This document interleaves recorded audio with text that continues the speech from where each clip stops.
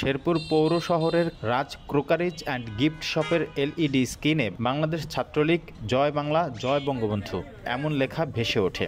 এ ঘটনায় প্রতিষ্ঠানটির মালিক ও কর্মচারী সহ দুইজনকে আটক করে পুলিশে দিয়েছে বিক্ষুব্ধ জনতা। রাজ সুপার শপে আজকে হঠাৎ করে তাদের একটা ডিজিটাল স্ক্রিনে জয় বাংলা স্লোগান ভেসে আসে।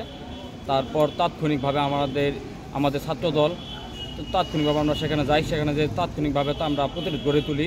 এটা আসলে এটা কোনো অপচক্রি নয়, এটা যাতে কোনোভাবে ছাত্রলীগরা তারা আসতে পারে এই জন্য উৎসাহিত করার জন্য এই কাজটা করতেছে। আমরা এখান থেকে চলাফেরা করতেছিলাম, এর ভিতরে আমরা দেখি এখানে স্ক্রিনে ভাসতেছে জয় বাংলা জয় বঙ্গবন্ধু এবং লেখা আছে আওয়ামী লীগ আবার ফিরবে।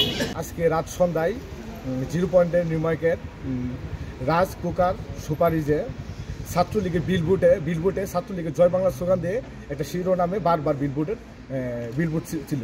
আমরা তাৎক্ষণিক ছাত্রদলের মাধ্যমে শুনতে পারি যে এখানে ছাত্রলীগের বিলবোর্ডের মাধ্যমে এই জয় বাংলা স্লোগান দেওয়া হচ্ছে এবং সাথে সাথে ছাত্রদল আমরা সেখানে উপস্থিত হওয়ার পরে ছাত্রলীগের আমরা দুইজনকে সেখানে ধরার পরে তাকে তাৎক্ষণিকভাবে আমরা পুলিশের হাতে তুলে দেওয়া হয় এবং কি ওই যে রাজ সুপার কোর্সের যে বিলবোর্ডটা আমরা তাই ওই সেখানে কম্পিউটার এবং ল্যাপটপ পুলিশ হাতে তুলে দেওয়া হয় এবং সেটা বন্ধ করে দেওয়া হয়। 8 জানুয়ারি বুধবার রাত 8:30টায় পৌর টাউন হল সংলগ্ন রাজ ক্রোকারিজ অ্যান্ড গিফট শপের বিলবোর্ডে এই ঘটনা ঘটে। আটককৃতরা হলেন প্রতিষ্ঠানটির মালিক সদর উপজেলার রোহা ইউনিয়নের আব্দুল মালিকের ছেলে রাজু মিয়া, অন্যজন হলেন প্রতিষ্ঠানটির কর্মচারী একই এলাকার সাইফুল ইসলামের ছেলে কাউসার আহমেদ।